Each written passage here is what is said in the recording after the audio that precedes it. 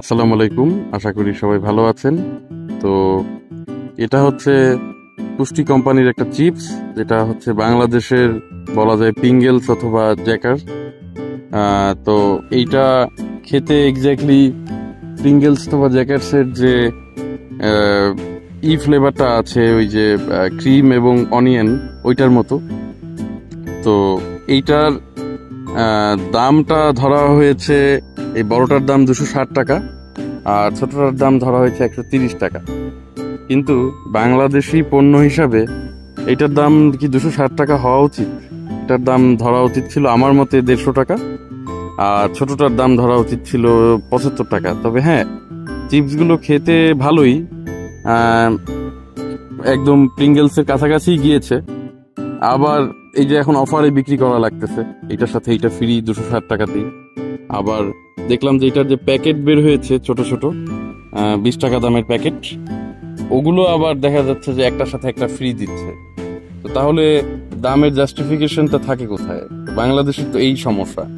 প্রথমেই যদি প্রাইজিংটা ভালোভাবে করতো, তাহলে কি এই একটার সাথে একটা ফ্রি দেয়া লাগতো, নাকি প্যাকেটের যে 20 টাকারটা আছে ওইটার সাথে one buy one get one দেয়া লাগতো?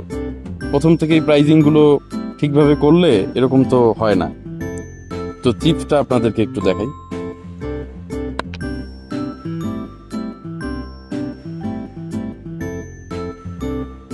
চিপসটা খেতেও খুব ভালো হয়েছে, আগেও খেয়েছি, এবং দেখতে একদম সাদৃশ্য না হলেও চিপসগুলো কিন্তু সুন্দর আসলে, খেতে খুবই সুস্বাদু এবং এক্সাক্ট প্রিঙ্গেলস এবং কাছাকাছি গিয়েছে ওই জ্যাকার্সের। আপনারা চাইলে টেস্ট করে দেখতে পারেন, দেশি কোম্পানি, দেশি পণ্য, খেতে খারাপ না, ভালো। অ্যানাদার থিং হচ্ছে এটার কিউসি মানে কোয়ালিটি চেকের সমস্যা আছে।